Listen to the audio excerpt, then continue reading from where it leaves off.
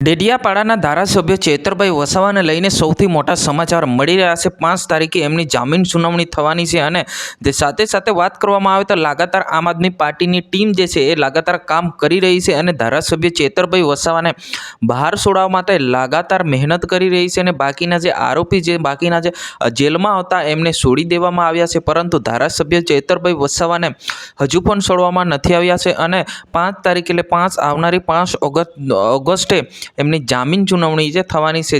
જામીન સુનાવણી 1 તારીખે થવાની હતી, પરંતુ જે રીતના તમને વિડીયોના માધ્યમથી મેં તમને કહ્યું હતું કે ભાઈ એ 1 તારીખે થવાની છે, પરંતુ એ 1 તારીખ કેન્સલ કરીને હવે 5 તારીખે એમની જામીન સુનાવણી જે થવાની છે।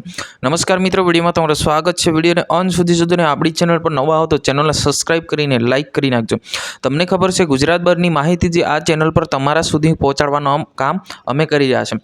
હવે મિત્રો આપણે જાણી લઈએ કે જે રીતના ધારાસભ્ય ચેતરભાઈ વસાવા હાલ તો જેલમાં બંધ છે, મહિનાથી પણ વધારે ટાઈમ થઈ ગયો છે, હજુ પણ જેલમાં છે, પરંતુ હજુ કંઈ નક્કી હોતી જ નથી કે ભાઈ કે 5 તારીખે એમને આપવામાં આવી છે, પરંતુ 5 તારીખે બહાર આવશે કે નહીં આવે હજુ કોઈ નક્કી જ નથી, કારણ કે એમને 7 વર્ષની સજા કરવામાં આવી છે। આ સજાને લઈને જે અત્યારે દરેક જગ્યા પર મિટિંગો કરવામાં આવી રહી છે અને સાઇન લેવામાં આવી રહી છે અને લોકો અપીલ કરી રહ્યા છે કે ચેતર વસાવાને નિર્દોષ છોડવામાં આવે। આ રીતના અત્યારે સોશિયલ મીડિયા પર લગાતાર લોકો પ્રચાર કરી રહ્યા છે। જે રીતના અત્યારે માનવામાં આવે તો જે 5 તારીખે જે ધારાસભ્ય ચેતરભાઈ વસાવાની જામીન મંજૂર થઈ જાય તો પબ્લિકનો માહોલ કેવો રહેશે, ખુશીનો માહોલ કેવો રહેશે અને 2027ની અંદર જે મોટી ચૂંટણી આવવાની એટલે કે ધારાસભ્યની ચૂંટણી આવવાની છે, તો ધારાસભ્યની અંદર શું ચેતરભાઈ વસાવા ફરી ચૂંટણી લડશે, તો છૂટાશે કે નહીં છૂટાય એ તમારે અવશ્ય કોમેન્ટમાં જણાવવાનું છે। જ્યાં મિત્રો આજની વિડીયો અંદર બસ આટલું। તાત્કાલિક આપણે નવા વિડીયો અને નવી માહિતી સાથે